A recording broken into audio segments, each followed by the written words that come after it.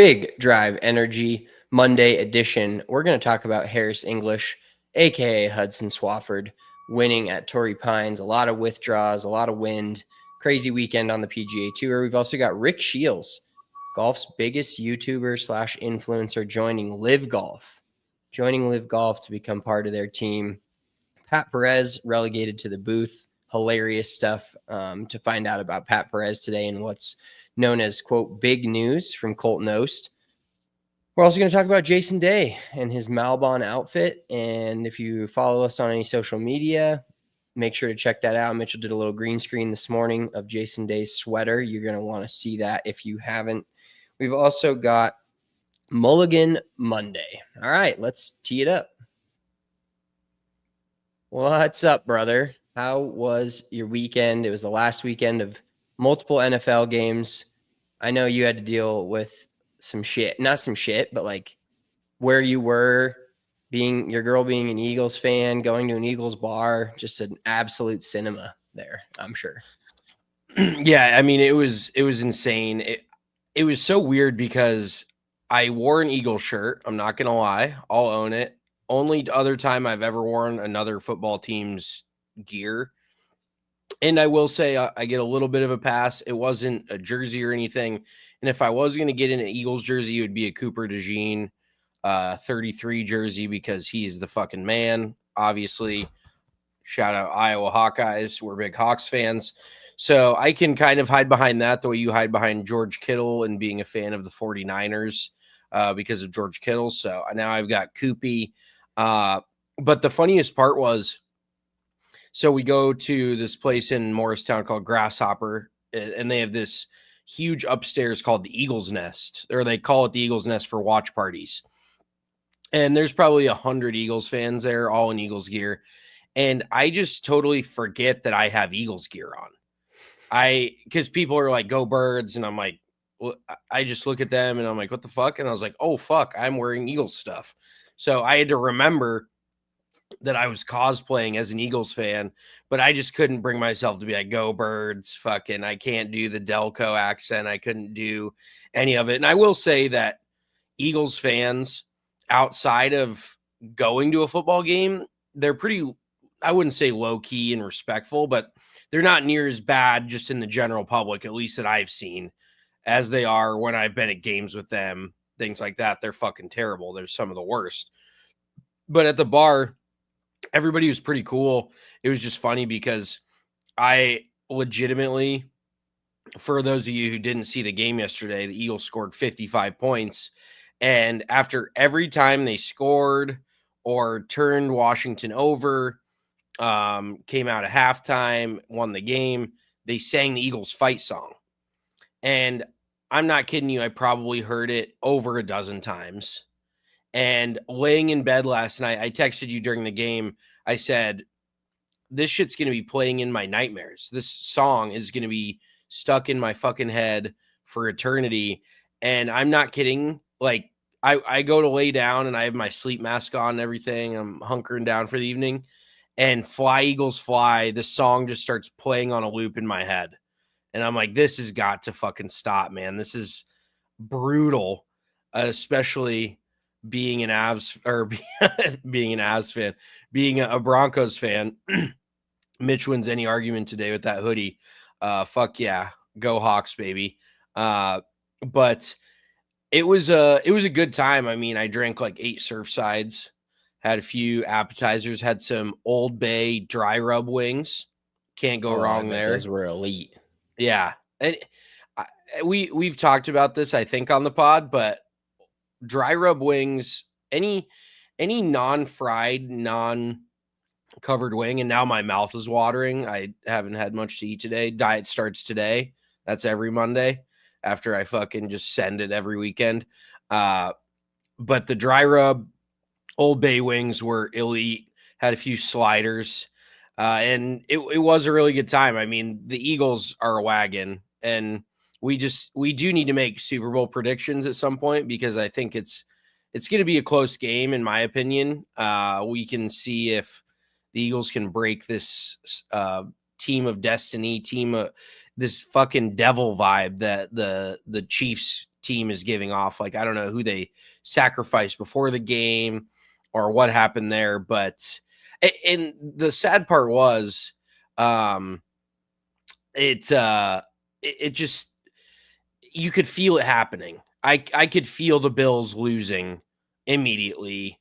Even when they got the lead, it's just a sinking feeling in your stomach that they're not going to. And the craziest part is when I watched them play the Broncos, they just looked so surgical. Like, that just kind of goes to show you not how far away the Broncos are, because oddly enough, the Broncos gave the Chiefs a way better game than the Bills did. And the Bills fucking blew the tits off us, and the Chiefs beat the Bills. So it's that whole circle of, I honestly think that the Bills defense should have taken a page out of the Broncos playbook, because our defense played very well. And I think personnel wise, it's hard to say, because Broncos D personnel wise is not super strong, like not a lot of big names or anything. And I'd say similar to Buffalo's, but it seemed like we schemed them up pretty well when we almost beat them with Mahomes. Obviously, we blew the doors off them last game of the season with their backups. But what did you think? Like, do you think the Eagles have a chance? Obviously, they've got a chance, but it just feels similar to like just the Bills. You know, they have a chance until they don't, until Mahomes does Mahomes shit. So I want to hear your opinion on it. Well, one thing I will say is Fly Eagles Fly is better than going to bed singing the wheels on the bus go round and round, round and round, and over again. The wipers on the bus go swish, swish, swish. I guess it's everybody's own type of hell. But no, it's just a matter of them playing. I think they've won like 12 one-score games in a row, or maybe more than that. We see this in all sports, and it's really cool when a team breaks through and gets it done, because you always anticipate, if there's a matchup between two teams that one's been there, one hasn't, and it gets down to crunch time, you always expect one team to prevail over the other. And I'd say that rings true upwards of 75-80% of the time. And when the team that hasn't been able to get over the hump finally gets there, it makes it so much more worth it. But I'm sure Bills fans don't care about moral victories. Obviously, at this point, they've lost. And I don't want to say Josh Allen's lost. It's the Bills, because Josh Allen played great yesterday and has played great against the Chiefs. But Josh Allen on the Bills are now 0-4 in the playoffs against the Kansas City Chiefs. And I mean, we have to play them twice a year. And granted, the Broncos did basically beat them. I'm still pissed about the missed field goal, but we should have beat them in Arrowhead. And then the game week 18 was essentially irrelevant, but we won 38-0. We beat the Chiefs on an aggregate this year of 52-17. So no problem there. Not really a big Super Bowl contender from the Chiefs if a wild card team beat you 52-17. Anyways, or 52-16, excuse me. I'm giving them a little too much credit. But no, it's just a matter of inevitability with them at this point. And like, I had a pretty big bet on the Chiefs yesterday, and one of my buddies texted me and he was like, who you got in this game? And I said, who am I rooting for, or who did I bet on? And he goes, ain't that the same? And I'm like, no, not today. It's like, I'm betting on the Chiefs because I know what I feel like is going to happen, but I'm rooting for the Bills. And maybe that's a sicko play. I know people out there that bet, if you guys bet, and it's become a huge thing in the world nowadays, and it's really a lot of fun. I love throwing parlays down on these games that, like, I don't really care who wins, like as long as my teams aren't in it, it makes it a lot more fun to cheer for certain guys to get an amount of catches or yards or anytime touchdowns. Those are addicting. But I definitely bet a good sum of coins on the Kansas City Chiefs yesterday, but I was rooting for the Bills the whole time. And it just felt like one of those things where there was, missed call. And I'm like, I was texting somebody about it today too. I'm not a ref conspiracist. I mean, at this point, there's so many people on the side. I don't think conspiracist is a word. Conspiracy theorist might be what you're looking for. No, conspiracist, I tried to type it this morning and it came up. And so unless Apple's got me fucked up, unless they're messed up, conspiracist is definitely a word. But I'm not like there's a line between the refs help the Chiefs out, and there was a few calls yesterday, the Josh Allen 4th and 1, There's multiple different calls that come to my mind. The catch that wasn't a catch. It Yeah, was either an interception or the ball hit the ground. correct, exactly. There was a few calls yesterday that definitely benefited the Chiefs, but at the same time, they executed when they needed to, and even just driving the dagger, bringing Samaje Perine, who was a Bronco in August, in on a 3rd and 7. They run, he's wide open, he breaks a tackle, gets the first down, game over. Like, there was still hope at that point. Josh Allen could have gone down the field and gotten a field goal, no problem. And they just like drive that dagger in your heart. But when you just get over it, I'm trying to think of the word. When you just like know it's coming and you've accepted it. There we go. You've just accepted the fate. Okay. You've accepted the fate of what's going to happen. It doesn't make it as painful. Like I was still pissed last night. The money made it feel a little better, but I was like, I knew that's what's going to happen. Yeah, I mean, I saw this dude, Jordan Benkert. You know who that is? The quarterback guy on Twitter. It's Kurt Benkert. Kurt Benkert. I'm sorry. I don't know dude. He used to play in the league, and he has some good hot takes on football, and people shit on him for. It's like Dan Orlovsky, same scenario. Yes, exactly. He's very similar to Orlovsky in my opinion, and I'm not talking shit about his takes. I'm saying he tweeted about how many times the Chiefs ran pick plays that did not get called. And I think the Perine one, like how many times does that guy end up wide open with nobody within 10 yards of him? You know? The guy covering him man-to-man had to sift through like 3 crossing routes to even remotely get close to him. And then just a horrible attempt at a tackle. I mean, you're on an island, but it was just not good. Yeah. And there was just so many times where you just knew that what's going to happen is what happened, and it wasn't that surprising. I will say though, I don't know if Spencer's having watch what's about to happen. About to fall down. Oh, let there be light. Let there be light. I covered up a light, and if you're watching on the YouTube, Spencer is now an angel. He's got the light shining on his head. It looks like he just entered heaven. So now you cannot root for the Chiefs if you are a heavenly man whatsoever. I did see a funny tweet yesterday that Mahomes' dad, he said something about getting ready for the game, and somebody goes, "You driving over there?" And so I thought that was pretty fucking good. But I wanted to tell people about this because you and I would say, are on the same page. We're both sports bettors. You a little bit more than me. You're a little bit more degenerate, I would say. You kind of go full send. But you and I both are on the same page where we will bet against our teams, not in the way of thinking they're going to lose, but in an emotional hedge scenario where you're gaining something if your team loses. And it works even better if your team's a favorite. I wish I would have been betting, when the Broncos played the Ravens in the AFC divisional round when we were there, when we were 18 and 19, because I'm sure the Ravens money line was probably plus 250, plus 350. We were huge favorites in that game and lost. But a lot of people think we're psychos for doing that. I know that I've heard people tell me that before. You're crazy for betting against your own team. It's bad juju, but it's not betting on them, betting against them thinking they're going to lose.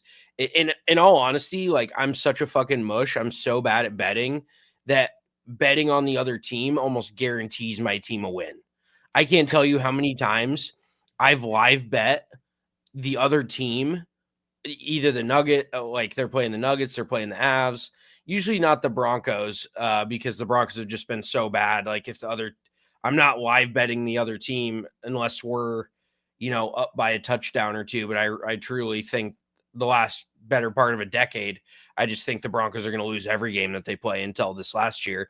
But the Avs and Nuggets, anytime I live bet the other team, it's fucking uncanny that the Nuggets or Avs somehow find a way to pull away. So honestly, people should be rooting for me to bet against my own teams if they're a fan of my teams, because that's pretty much how it goes every single fucking time. Yeah, I placed a little bet on the Nuggets to come back when they were plus 240 and they were down by 12 to the T-Wolves, and then they lost by 33. So That was fun. I will say, I was like, this is why I don't do this. This is why I don't do this. I will say that there's a lot of people, I've noticed a trend where, and it's crazy because every time I jump on it, it feels like it's dead. But betting on, hammering a live line when a team's up by 8 or 10 on their money line, but or betting that, see, I always thought, now I'm kind of going in circles. I always thought that if a team, say an NBA team was down by a dozen at halftime and they had shot 40% from the field and the other team had shot 60, kind of a law of averages where you think that team that's down by a dozen is going to cover the second half spread, possibly even come back and win the game. But there's also a reason, like, the law of average doesn't always work. There's a reason that the team is shooting 40%.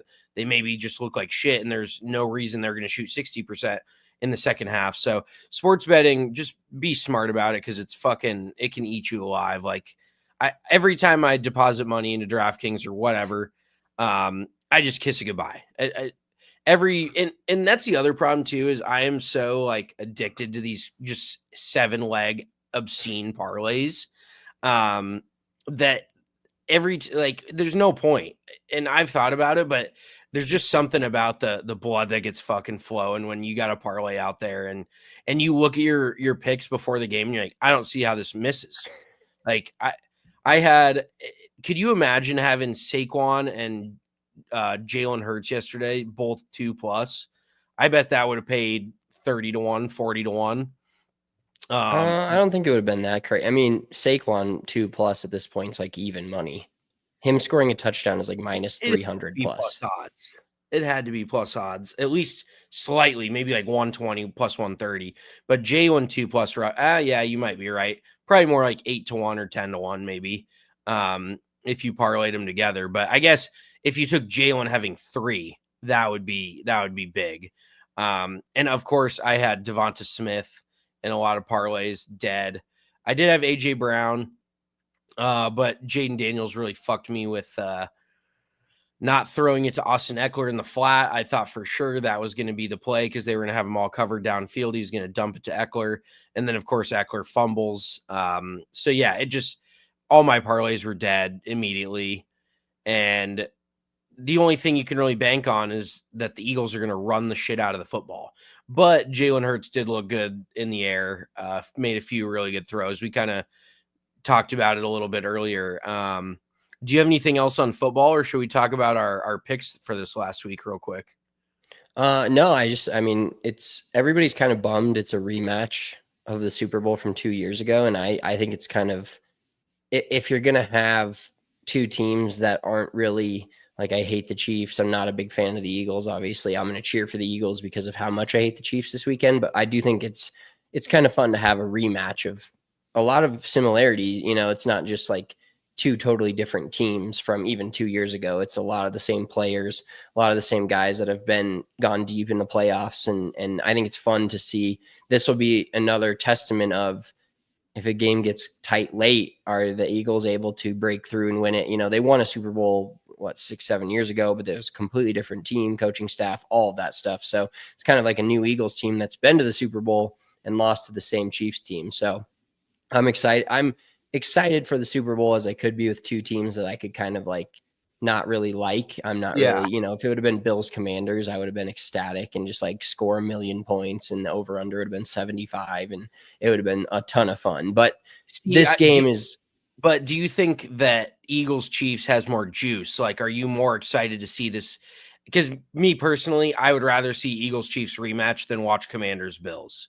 That just doesn't have a lot of it. I mean, for the Bills, it definitely does, but for the Commanders, and I guess a rookie quarterback, but that just doesn't have the same consequence to me. Like, the Eagles being able to slay the dragon, potentially, that is Patrick Mahomes, and they get their rematch on that horseshit pass interference call that fucking lost the Eagles the Super Bowl last time, that I said from fucking day one was right off the jump was a terrible fucking call, but the Chiefs getting calls once again. Or the Chiefs have a chance to three-peat and become the first NFL team ever to three-peat in a Super Bowl. So it definitely feels a little bit more like consequential. Like, we'll talk about this Super Bowl longer in terms of historical preference or references than we would the Commanders Bills, in my opinion. Yeah, I kind of see what you're saying there. It's more of it's pushing the narrative another 2 weeks versus like, because we would have got that conversation if it was Bills Commanders, everybody would have been talking today in the next couple of weeks about how Jaden Daniels, the first rookie quarterback in the Super Bowl, and how he beat the Lions and then beat the Eagles, went on the road twice, and then same with Josh Allen. It would have been somebody finally slayed the Chiefs, and it wasn't Joe Burrow, and Josh Allen got over the hump, and the Bills got over the hump. So it kind of just pushes that conversation to the Super Bowl versus like what could have been a real big conversation around both the championship games, essentially. Yeah. Oh, absolutely. I agree. And honestly, kind of funny enough, I'm playing the long game a little bit here because I wore the Eagles shirt yesterday, and Missy did order me the Exciting Whites, the Cooper DeJean Reed Blankenship t-shirt. So I'm going to be wearing that. We're going to go to her mom's house for the Super Bowl. And so I get to spend it with all her Philadelphia family members, which is going to be just peak Philadelphia. I'm sure the words I'm going to hear that day are just going to be absolutely fucking out of pocket. But she have was to get actually some video. You have to get some video of like if there's a field goal to win the game, like you have to have that recorded, buddy. I We'll know play it on the show the Monday her after. uncle Craig is like definitely a little bit of a loose cannon, says some crazy shit, and he's got the Delco accent. And if he gets real worked up, he was a policeman, but he's retired since. So I think, if I post it on social media or whatever, hopefully he doesn't say anything that could get both of us canceled. But I think that would be worth showing after the Super Bowl, because that would be hilarious. But what I was saying is Missy was like pretty appreciative. She's like, "Thanks for supporting my team. Like, thanks for rooting us on." And I'm like, well, when the Broncos are there in a year or two or three, you better be wearing Bronco shit. And she was like hesitant. I'm like, no, fuck, it works both ways. So I'm kind of setting the tone early. Like, yes, I did this. I scratch your back, so you scratch mine, type of deal. Yeah, the funny Because thing about your back though is it's located on my cock. All-time good Step Brothers quote, or Jesus, Step Brothers, super bad. Yes, dude, super bad. Step Brothers, tomato, two of the best movies of that generation. Let's just be real. Yeah, 100%. Okay, well, let's talk about real quick our one and done PGA Tour picks for this week, and then we can get into the whole Torrey Pines scenario. Torrey Pines 1 of 2 this year. So you ended up with Jason Day, correct? Because this tournament, you originally had, who did you originally have? Willie Z. Okay, so you had Willie Z. But what we ran into, since they announced that now that the Genesis is going to be at Torrey Pines again, now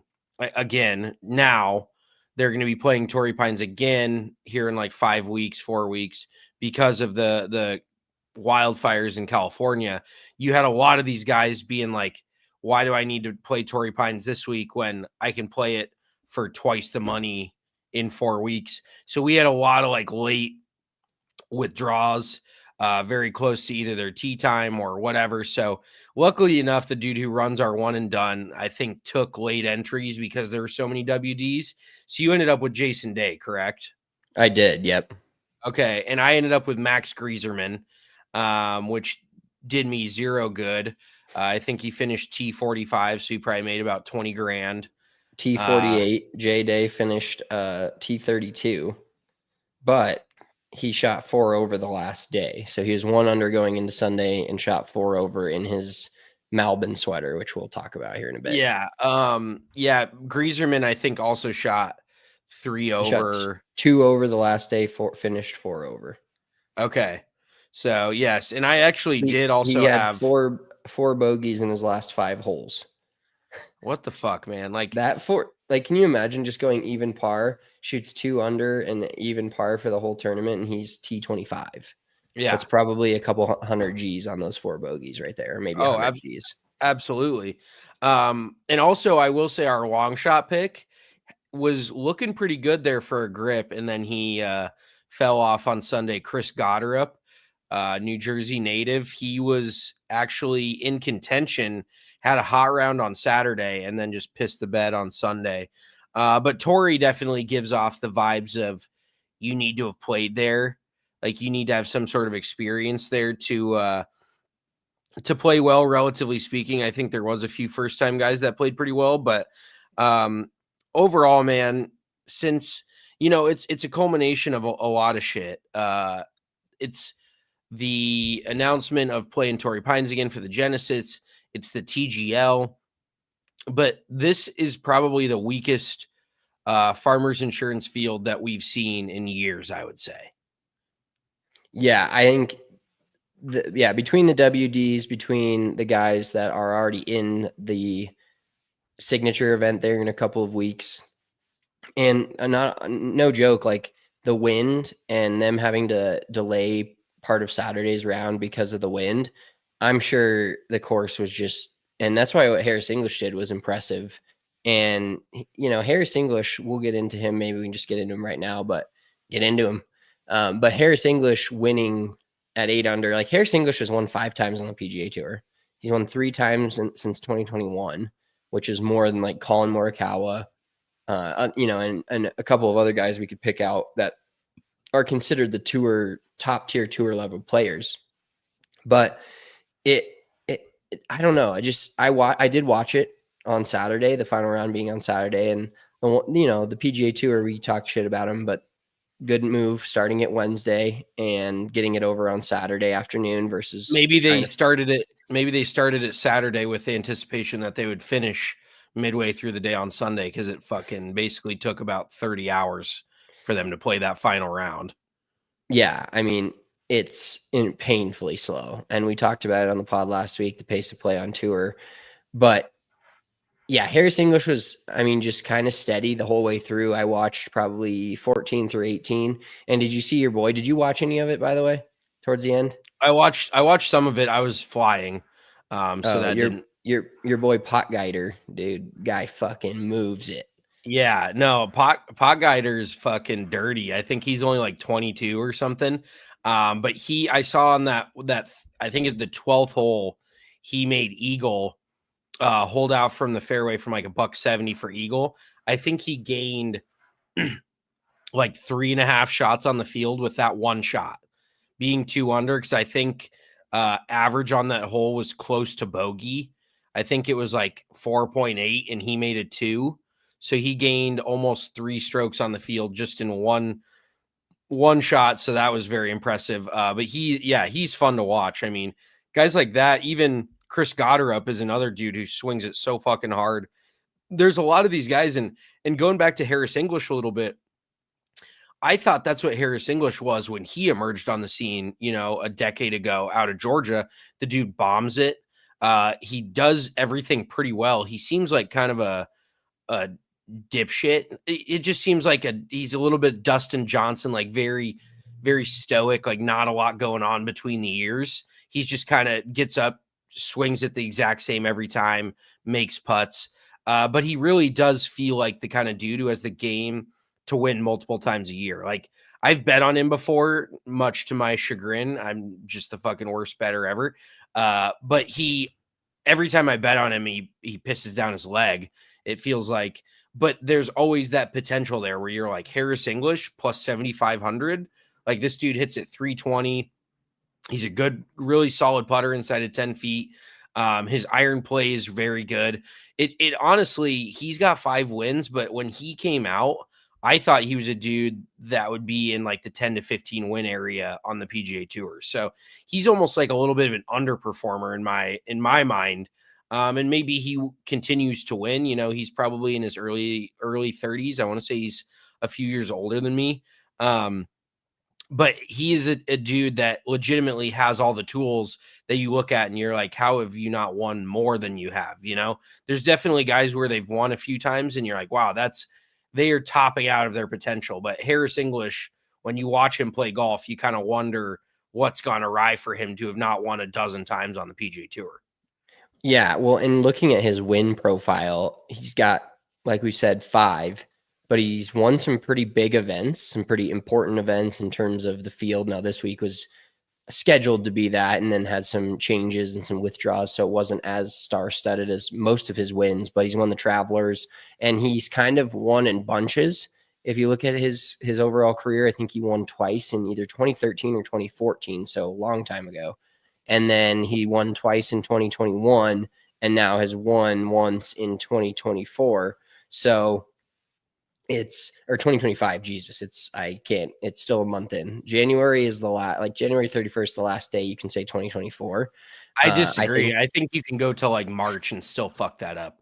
I remember as a kid, I would 100% I would write the last year's date for like 3 months. So you get a pass no matter what until like June, I would say. You can call it 2024 because in my mind it still feels like it's like 2019. I feel like a lot of people are kind of before COVID, it just still feels like that never happened and we're still there. So you can call it whatever the fuck year you want is what I'm saying. Yeah, well, in 2025 now he's won once, and he's won every year that he has won, he's won multiple times. So now maybe it makes Harris English an auto bet. And maybe how cool would it be if he won again at the Genesis and won on the same course twice? Now, very different field of in that one, competing with him. It's not going to be competing against Sam Stevens and Andrew Novak and the final group was him, Novak, and Aldrich Potgieter. Like, come on. I'm not saying these guys aren't going to be good, but a couple of guys that are not known for being on the World PGA beaters. Tour and world beaters on the PGA Tour. That's they're not known for being PGA Tour players, and that is ultimately the issue. We'll get into some ratings talk on Wednesday with the TGL. We've got a pretty big TGL match between Rory and Tiger tonight. I know, much anticipated. I'd rather watch fucking paint dry. Now, I mean, I'll tune in. I'll watch it. There's not the first, but one of the last weeks or first weeks now without football on Monday night. So that's kind of a depressing time when that sets in, where you're like, what? It's Monday. What are we watching tonight? And it's not football. So that sucks. But there's just not a lot of compelling storylines out there on the PGA Tour. Like, nobody really knows who Sam Stevens is. And we kind of got into it with a dude on Twitter. I wouldn't say got into it, but had a heated discussion because you tweeted something about the PGA Tour saying Andrew Novak and Sam Stevens were in contention. And I posted a GIF of like, who are these guys? And then this dude goes, fucking LIV this. And I'm like, where did we mention anything about LIV? Like, and I basically responded with, two things can be true at once. The PGA Tour can suck and LIV can suck, for different reasons. But the PGA Tour is not in a good place right now. It's pretty fucking forgettable until the first week of April when somebody puts that green jacket on. There's not that many people tuning in. And especially now, like, I used to get excited for the Farmers. We've had good finishes down the stretch here. And this week it just felt like a fucking, nothing burger of a tournament. That's exactly where I was going. Big old nothing burger of guys competing that you're like, yeah, we know who they are, but how many people know who Harris English is? How many, Andrew Novak? And like I said, Potgieter is not a fair assessment because Potgieter's like the Broncos. He's coming up. He's just made his way to a final group, and they were talking a ton about how hard he hits it. Like, and they were just absolutely glazing him coming down 18. He just hit a bomb drive and had like 7 iron in on 18, which is a par 5, and then sailed the green with that. Holy but shit. I'm pretty sure I caught it correctly, but there was multiple drives where he got the ball speed up to 205. I'm pretty sure. Yeah, I'm pretty sure he was getting it over 200 miles per hour hitting tee shots this week. Holy shit, dude. It was either this week or in general, but he's definitely gotten it up there. They said 205, and it was when he was hitting, and I like kind of was in and out trying to like muffle my kid's I heard the number 205, and I think he was swinging at the time, and that's just what I took out of it. No, I'm pretty positive he got the ball speed up there to 205, and it was nutty just watching him. But he's the classic example, just like we talked about in the NFL. Hasn't been there Hasn't done that, and then kind of falters down the stretch. And golf, you get a chance for that every single weekend. The NFL, obviously, the playoffs are much more heightened, and that's when it really matters. You know, a team that's bad all season winning a game in week 17 when it's regular season, the other team may not care, is a different story. But every week on the PGA Tour, there's a guy in contention that's never won before. And then until they win, you don't believe in them. And that was Potgieter. Not saying he obviously didn't win. He had a rough Sunday. Didn't even compete with Harris English. He was completely out of it. But judging by how hard the course looked and the wind and, you know, the winner being 8 under par, I think there was a lot of disinterest this weekend, but it was also it was basically like a really high level opposite field event. I was going to say I never once in my life felt like Torrey Pines would host an off or opposite field event. And this is like the closest I think I've ever felt to that. So I just looked up Potgieter, whatever, however you want to say it. He is first in driving distance on the PGA Tour this year. He is averaging 328 off the tee, which is just fucking absurd. The dude is 5'11", 220. He's not maybe 220. Isn't he a little thicker than that? Isn't he kind of a thick boy? Yeah, 220 might be his preferred weight. Like, you know, maybe they asked him what he weighed. I don't think they're doing official weigh-ins on the PGA Tour. No, I mean but you don't lie about 5'11". Like he's 5'10", like 240, which makes it even, Ray Rice hitting the golf ball. Ray Rice plus like 3 inches. Yeah, I mean, but that is shocking to be that size of dude. I mean, you look at Christo Lambrecht, that one dude who absolutely fucking nukes it I think also from South Africa, if I'm not mistaken. But that dude's Baron Lambrecht Trump. Baron Cristiano Lambrecht Trump. No shit. Baron Lambrecht. That dude's like 6'8". That guy literally makes regular golf clubs look like fucking my son's clubs. I was gonna say me holding Sawyer's golf clubs. Like it is fucking wild. He makes a driver look like a pitching wedge. But to have a dude that's not that big, it just goes to show you I need to quit making excuses for hitting at 260. I actually start taking some hot yoga classes. I actually get that flexibility going. I have the yoga mat out. All I'm gonna do is Google flexibility for or yoga poses for core strength and send it there. I did bring my super speed sticks out to New Jersey with me. They were sitting in your garage collecting dust. So I am going to get back on some sort of regimen. Unfortunately, I don't have a yard or anywhere to swing them. So I think I'm going to go in this parking lot back here behind my apartment building, and the bank next door is probably what the fuck is this guy doing? You should also videotape that. You should videotape that as well. Maybe. I mean, maybe there's a few bankers over there, the real ones. I'll be like, dude, are those super speed sticks? Like, holy shit, look at him grinding on his speed.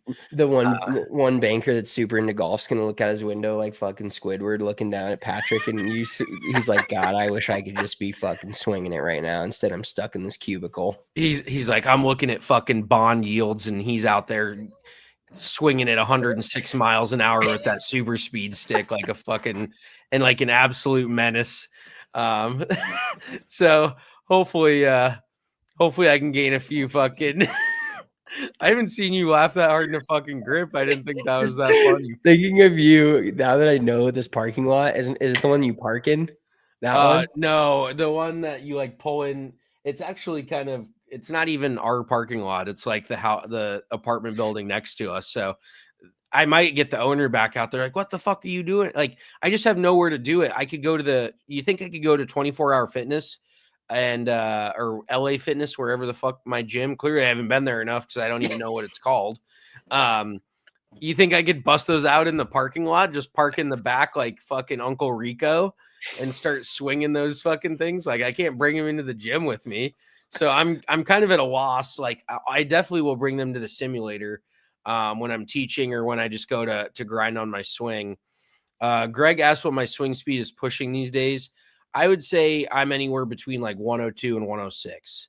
Like, sadly enough, I saw Nelly Corda's distances, and this is not a knock on her. it's a knock on me. Let's put it that way. I'm about 10 yards longer, 10 to 15 yards longer than Nelly Corda. Which she's the best female golfer in the world. Maybe I just need to play from fucking 6,300 yards. Maybe that's my sweet spot. Maybe we just need to move you up to the the in between tees, the senior tees. Tee it forward, man. What's wrong with that? Like, it is funny though, because you play with certain players that swing it hard, but distance, like they could play the fucking red tees and hit it 400 yards and they'd still shoot 100. Like, there's dudes like that where distance doesn't necessarily dictate. Is my mic back by chance? Okay. Yeah. This fucking piece of shit mic. There is certain dudes that distance means nothing. They hit it long and they still suck. But for me, like moving up a couple hundred yards, if I have wedges in, I feel like I should do pretty well. So yes, that is ultimately, I know we got off track here, but ultimately my goal, gain some speed, hopefully get up around, even if I can get to 110. And the other thing too, is I just need to get my angle of attack up. I'm probably swinging a few degrees down with the driver. I don't know how I can do that. Just hang way back on my trail foot and fucking. That's what I've been working on, dude. Hanging back on that trail foot and then fucking rotating left and feeling like I'm falling backwards as I'm swinging through it. And I feel like it's kind of helped my driver swing. Real quick though, let me interject. That's a great content idea as we get into YouTuber Rick Shiels. Let's go to a course this summer when you're out here in Colorado. Let's play a course from the tips, then the middle tees, then the forward tees. And we'll see what we shoot each round from that. And that would be a good, like a testament, I think, if you will. A testament. Can we do this at your home club, or are they going to kick us off for that? I know they. No, we can probably do it just as long as we could leave a few people's bench names out of there. Okay, yes, that would be ideal. We got a comment saying that playing the tips is very overrated. Pace of play would be better too if people swallow their pride. Absolutely. No, there's definitely a large group of people that should be playing a tee up. I'm not one of them, unfortunately, just because I hit it short. Like, I can't tell you, being a scratch or whatever, plus a couple, I don't know. I'm in that ballpark. Me playing the anywhere but at least the blue tees, if not the black tees, is personally embarrassing. Like, I don't give a fuck what anybody else thinks. I care for my own game because I think that if Spencer about to shoot the same from all three tees, it's kind of the point that I was making earlier. You're correct, Greg, because there's definitely guys that the closer you put them to the green, it really doesn't make a difference for them. I think it would make a difference for me, and that's why we are great scramble partners, because if you can hit it in the middle of the fairway or anywhere close to it and hit it, over 300 yards, and then it gives me a chance to have a short iron or a wedge, I feel pretty good about that. And honestly, let me defend myself for a moment, because Greg's not completely far off. We've played a lot of golf together, but where I have the distinct advantage from the forward tees or like even the middle tees is if you give me any par 4 that like creeps into like the 220 to 240 range, and I can hit like 4 or 5 iron and hit it like basically play a par 3, I'm still making a lot more threes there than I would be from hitting a driver and then having to hit a 70, 80 yard wedge or driver and like full gap wedge, full pitching wedge, something like that. So I think long irons is where I get the advantage. And then also if I play it from the middle tee smart enough to hit long irons and still only have like iron and wedge, like I'm not hitting driver and wedge on like a 6,300 yard course in Colorado, I think that's where I have the advantage. You're not wrong entirely, but I want to defend myself just a hair there. Well, and the other thing too is with the difference in tees, in my opinion, is playing the middle tee versus the back tee. I don't think your ceiling is that much lower. Like, I don't think you could shoot 64 from the blues, but you couldn't break 70 from the blacks. I just think that from the blues, the highest you're going to shoot is probably, or the white tees, the highest you're probably going to shoot is mid to high 70s. from the blacks, if you play like shit, you could shoot, 85 to 90. I don't think I've seen you shoot 90 since Common Ground circa 2019. But I think that the ceiling, the difference in like the highest score you could shoot versus the lowest score you could shoot, the higher score, there's a lot more variance depending on tee. But at the end of the day, even if you play the red tees, you still got to make putts. That is, say, the biggest indictment on Spencer's game is no matter what, like as long as he can hit a 4-iron to 20 feet, then yeah, maybe he can 2-putt and make birdie from the red tees. But you still got to make putts at the end of the day, no matter what tees you're playing. Yeah, and that's where I'm obviously at a severe disadvantage. But at the same time, it depends upon, for me, when we do this, because it's a great content idea. I'm glad we think about these things live on the pod. But for me, it's how smart I play it too. If I wasn't allowed to hit, if I was playing the red tees at, let's say, Inverness, where I'm a member, and I wasn't allowed to hit driver, I think my score would tend, my ceiling isn't quite as high, but my floor is immensely higher. But there's going to be a few holes, like if I make a bogey, then the next hole I feel like I can cut driver around the trees up on the green, I'm going to probably do it. That's kind of where, for me, trying to figure out like where I should probably just hit iron off every tee on maybe a par 5 that is pretty open, I can go with driver. But also, we found this out because we have played the red tees a few times at different courses, and it's so much more trouble when you're hitting driver from the red tees, or even hybrids, like 240 to 250 is where all the trouble's at, versus like when I'm back at the tips or the plates, whatever, I can just swing away with driver and know that I can't necessarily get to a lot of the trouble, even though I'm a decently longer hitter for being, my level of golf. But the trouble just comes so much more into play when you get up closer and tee it up forward. Yeah, absolutely. Like that raises a good point, because for my game, I honestly find sometimes that I play better from the back tee than I do from the blue tee, because all the trouble starts from the blues. It's just golf architecture. A lot of that trouble starts 250, 260, 270 from the tee, whereas it's 300 yards from the back tee, and there's a lot of hazards that I just flat out can't reach. So I think my number of fairways hit is going to be way higher, even though I'm a pretty straight hitter regardless. My number of fairways hit from the back tee is going to be higher. And then I would say I'm an above average iron player, relatively speaking, to where I have a good opportunity to make birdies, even from, say, a $170 instead of having a $140. If I have a $140 in a fucking fairway bunker, I'm hitting that shit 30 yards guaranteed. I'm dropping the right shoulder, hitting way behind it. So yeah, let's segue into a little Rick Shiels talk. So we had a comment earlier that says, how does a 3 handicap sign with LIV? He is going to be like one of their content creators. He's going to make content for them, which essentially, we've had PGA Tour players or people on the PGA Tour doing for years. The DP World Tour does it. So LIV just kind of hired a big YouTube name. Obviously, they have the deepest pockets around. So why hire a fucking media intern when you can hire the most expensive YouTuber in golf that you can find, not named Bryson DeChambeau, because he's already playing on your tour. What do you think? What do you think is going to come of this? Like, do you think that he's going to bring more eyes from the YouTube golfers to LIV because of this? I do. And let me set the foundation for those of you that aren't familiar with Rick Shiels. If you're familiar with our YouTube, you might be familiar with Rick. Oh, Jesus, I just got fucking drilled. And now I'm getting blinded by the sun.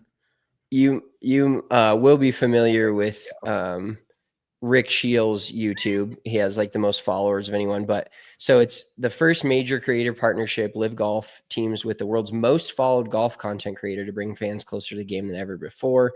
Rick Shiels is the first collaboration with a major content creator in LIV's history, of course. The partnership aims to connect professional long history. It's 3 year storied history. The partnership aims to connect professional golfers with a new generation of fans, leveraging Shiels' dedicated audience into fun content strands and LIV's innovative approach to the sport with one-of-a-kind access on his YouTube channel. And so I do think that this is going to grow the game and grow LIV's names. Like, I think a lot of where LIV have, like we've talked about, and everybody's arguing, they have a great, let's say great 10 players. If they can get down to the names of the guys that are, third and fourth on their teams, and they can get them out doing this content, you never know what diamonds you're going to find in the rough. We talked about it on the PGA Tour. It's the same on LIV. So Rick Shiels has 4 basic signature series content pieces. Break 75, so he's going to go play every single LIV golf course at all 14 events and see if he can break 75 on them. The 10 shot challenge, which is his most viewed content, and that's where he starts 10 under pars. He takes on the biggest stars from LIV. 5-man scramble. It's team-based golf, which is, LIV's right up LIV's alley. He joins a team of 4 LIV players, so I'm assuming they'll break this into their individual teams and go as low as they can on a 6-hole stretch, 2 par 3s, par 4s, and 5s. And then 2v2 matches with high-stake head-to-head matchups as Shiels hosts a bracket tournament, 2 versus 2 from each LIV team throughout the season, with one team crowned the champion. So what they're doing here is they're not going to have the TV viewers that LIV has in general. Like, they're not going to have the TV viewers even moving to Fox, which is part of our argument, that the PGA Tour does, and they'll probably never get there unless there's a few more big moves like this one. So Rick Shiels is going to be able to bring a different crowd. And Golf Quest here has a comment. He's a good choice, but I don't think he has a very young audience. And yes, I agree. Like, I don't know what his audience is, so I'm kind of just shooting from the hip here. But to me, if you get people that like Rick Shiels, and Rick Shiels likes LIV Golf and is now an employee of it, a lot of those people will not care, old, young, whatever, and they'll hop on YouTube. If they're already Rick Shiels fans, they'll hop on and watch if they see Rick Shiels play the course on a Monday and the LIV players are playing it on Saturday, Sunday, they might be more interested in the golf course, more interested in the competition, more interested in those individual players and how they are playing. So I think it's smart. And, we've seen the PGA Tour dabble in these things with the Content Creator Classic and getting them on the same golf courses and doing some stuff like that. But I really think this is a game changer. And it's crazy to me. Like, obviously money talks, and we've talked about that multiple times. But getting the largest content creator in the entire world in terms of YouTuber for golf and getting him onto LIV I think it's going to be huge for the tour. And I think the numbers will bear that out. I think the interesting thing that I always find with all this conversation around YouTubing and golf, and we'll talk about Ben Allen's quote because I want to get to that too. But to me, it doesn't necessarily translate to numbers, because if you're watching golf on YouTube and you're like a big Rick Shiels fan, you may just like be YouTubing LIV Golf after. I don't know. I personally don't YouTube a lot. Shout out to those of you that do and follow our YouTube and watch our pods. We appreciate that. But like, I'm not a big YouTube guy. I'm not. I will watch certain things, but I think there's 2 totally separate lanes for the people that watch and consume Rick Shiels content and then actually watch either the PGA Tour or the LIV Tour, whatever it ends up being, on TV during the weekend. I still think those are 2 very different markets, personally. Yeah, it's almost like you're watching 2 different sports. Like, YouTube golf and tour golf are almost 2 separate things. So I agree with you, but at the same time, like you said, if your favorite YouTuber is playing this course the week of the event, and then you can go watch the tour guys play that course, it kind of makes it a little bit more relatable in that sense. So I definitely, like you said, I don't know if it'll directly translate to like huge numbers growth, but that's the other tough thing too about traditional media and traditional news and things like that, is there's so many different ways to consume it. Like, is LIV trying to grow their YouTube channel? Is LIV, you know what I mean? Are they just trying to get higher ratings for Fox purposes, for commercials?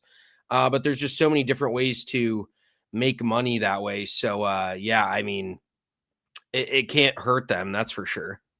No, and real quick, we'll speak on Pat Perez.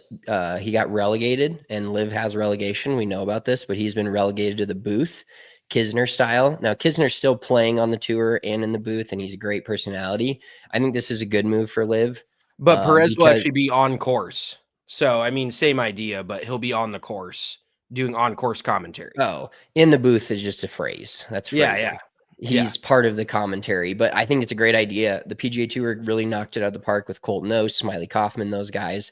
I think Pat Perez can kind of bring some of that, and now maybe it ends the Pat Perez comments because he's like the guy that is well enough known, but not a good enough golfer that people will always, you'll look at the LIV leaderboard and see like Rahm and Hatton and Cam Smith fighting at the top. And then you got Pat Perez shooting 85.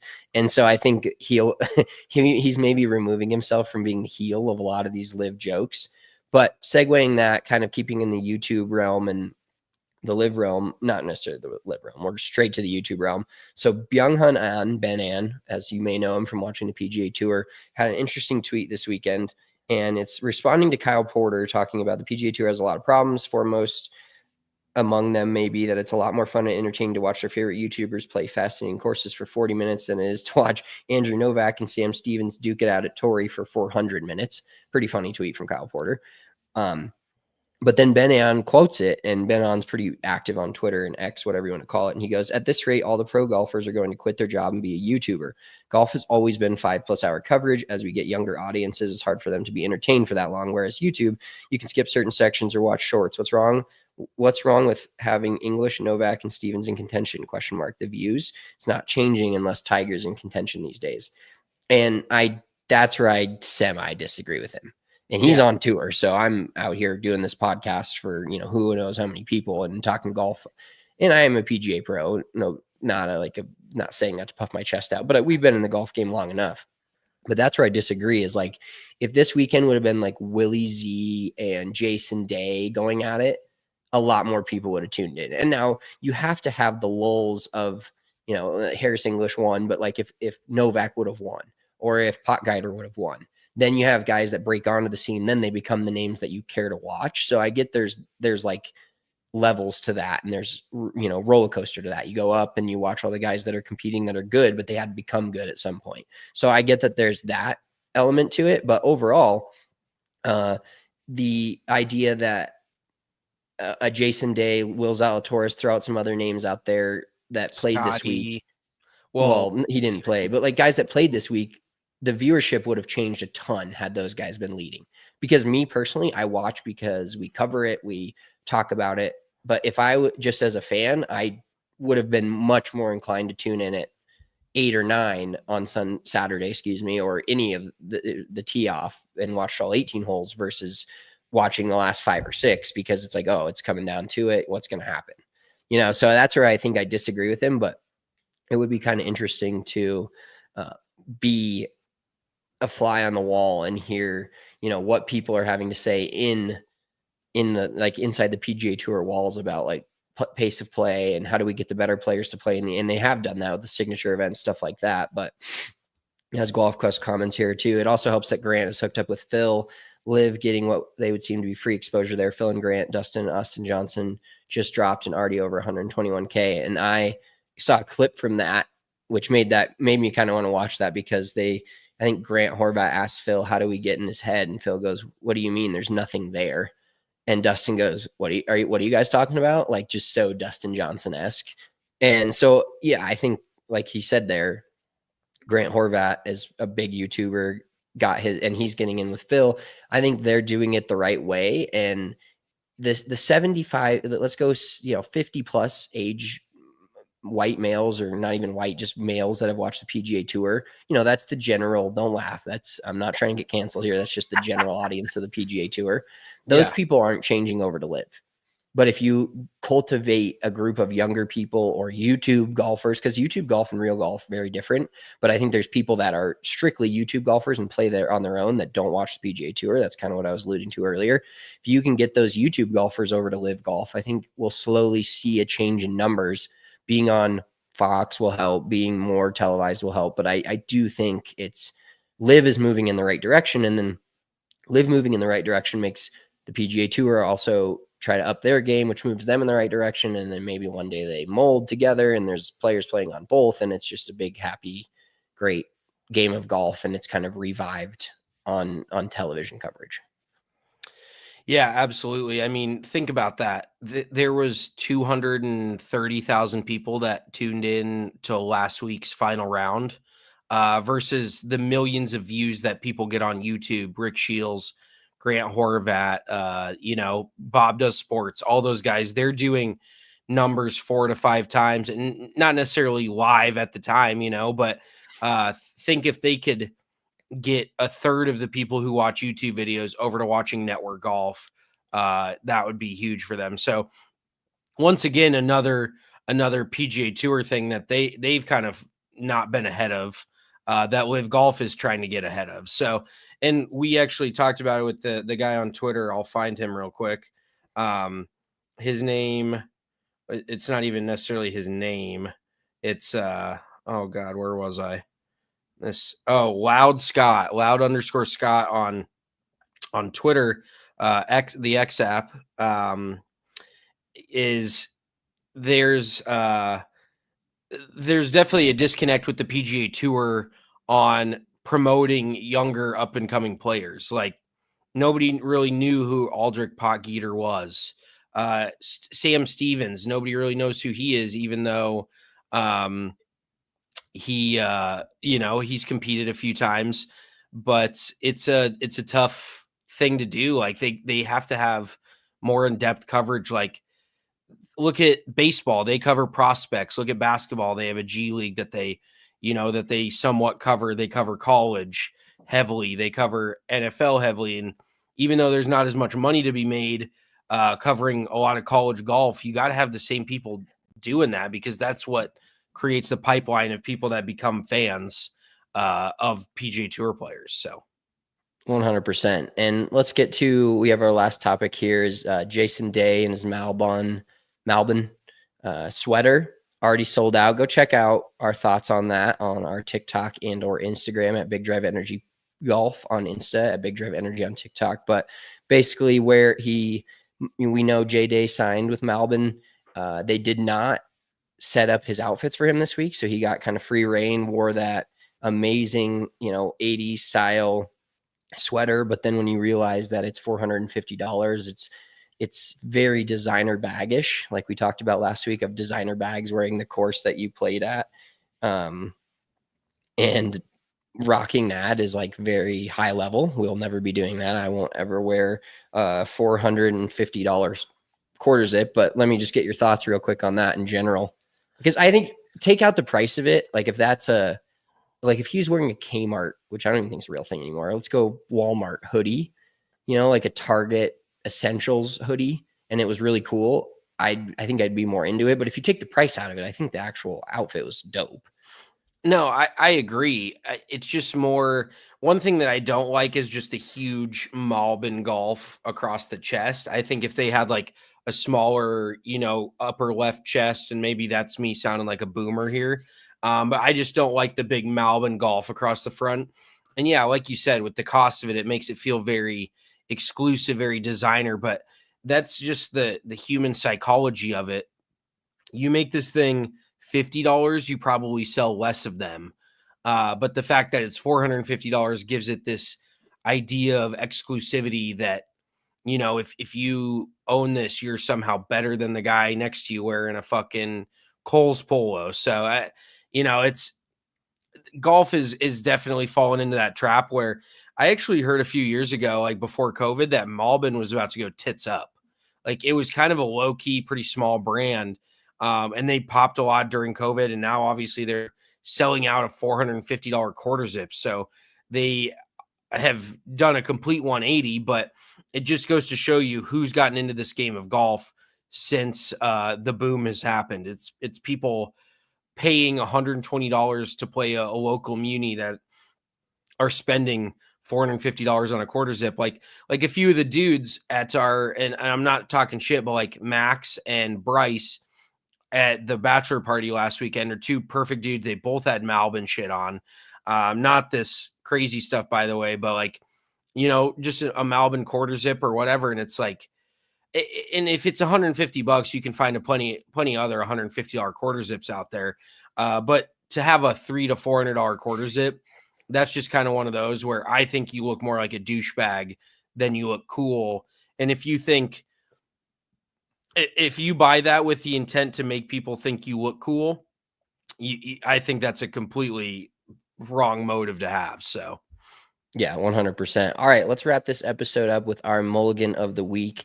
I will start. I go to the gym every morning, not trying to be hardo about it, but I on not a a big deal. Sunday, not yesterday, but last week on a Sunday, I had made a mimosa Red Bull and put it in I have a car drink that I just generally keep in my car, and I had that in there. I wasn't driving and drinking. Don't crucify me. I was the passenger. But the next day I woke up and went to the gym, and I usually have water in said cup. So I drank it, and I was thirsty, and it was 5 a.m, and I took a big old sip of it. 5 a.m, headed to the gym, and it was Red Bull mimosa. So it was rough. It was bad. God. And luckily I didn't get too much, and I actually spit it on my floor, but it wasn't fun. Dude, a Red Bull mimosa. You were so disgusting with how you mix drinks. Like, dude, I'm a suicide guy. I like making everything a suicide.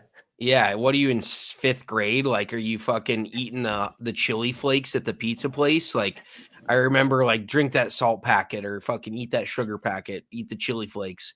I remember doing that when we were little kids. Now you're just like, what happens if I mix a Red Bull and grape juice and fucking alcohol? Got a YouTube comment. Live is lame. Okay, sure, whatever you want to say. PGA Tour's super riveting right now. Super fucking over the top. Fun to watch right now. But anywho, yeah, that's a champagne. I've never been a big champagne guy. It personally, like, if I'm gonna go there, if I'm gonna drink champagne, I'm either just gonna drink seltzer or hard liquor. Like, champagne is not for me. So. Are you going to get to your mulligan of the week or what? Oh, yeah, I thought you would say something back and then I would come back, but I guess you're Oh, no, I'm a big mimosa guy right now. I just like it. It feels like a morning drink to me. Like drinking in the morning feels wrong unless it's that. See, remember, I'm very I'm dialed in with my hours and what I'm drinking. So it's like orange juice up till 11 a.m. Feels right. Well, you might just be turning into a housewife because you're on a big champagne and red wine kick right now. So you might just be a straight up housewife at this point. You're fucking 31-year-old male with a married with a kid, and you're fucking LeBron James over here. Are you about to bring in a sommelier to pair your meals, your fucking chicken nuggets and your wine? You never know. Anywho, my mulligan of the week, it's not necessarily something I could control, but I've had golf dreams lately, and they're fucking shitty golf dreams. Like, they're not even, I used to have work dreams about working behind the pro shop, and like the line was just out the door and the computer wouldn't work. But this last golf dream I had, it was you and I in a group together, and then like 2 other people that I know somehow, but they're not friends, and they're not golfers, just like 2 random people in my dream. And we're hitting a tee shot like out of a bedroom. And this hole looks like it's like 300 yards. And everybody goes, and then it comes up to me, and I get the ball on the tee, and the ball keeps falling off the tee. And then the room starts shrinking. And so I keep like trying to take my backswing, and I don't have enough room, and I like can't pull the trigger. And you guys are all just sitting there like fucking looking at your watches like, dude, come on, and maybe this is the slow play thing on the PGA Tour. We were having a slow play discussion at the bachelor party last weekend. Just thinking about slow play, everyone's looking at me, and I legitimately can't swing the golf club. Like, and I woke up before I ever swung it. And then and I had a driver in my hands, and I'm like, God, if I could just hit something else, like if I could hit like a pitching wedge or something shorter than a driver. And then the hole ends up being like 50 yards. And so somebody hits driver and it goes like 400 yards over. I'm like, why didn't I just like putt it or something? So I woke up from that dream just like fucking wigged out about pace of play. So all just this pace of play talk has gotten into my head. That's like one of those where like a wolf's chasing you and you're just trying to get to your front door and you just can't, and the room shrinking, like golf nightmare. That's electric, actually. Yeah, golf nightmare. Maybe stop doing so many zins at night. I think I did wake. That was like one of those dreams where I woke up at like 4 a.m., probably threw in a Zyn, passed back out, and just had the wildest fucking dreams imaginable. That is the Yep. perfect recipe. That'll happen. All right, that wraps it up for us on this Monday. We'll be back Wednesday with a little preview of this coming PGA Tour event. We'll give you our picks. Also going to talk about a new golf bag that's come out from the PGA show this past week. Maybe talk a little bit about the PGA show and what it is for those of you that we have actually never been either, but just have a bunch of friends that go so we can give our third-person opinion on it and some new products that always drop that are hot on the streets. We will talk to you guys on Wednesday. Enjoy your Monday night. TGL, Tiger Rory. It's going to be riveting. Peace. Peace.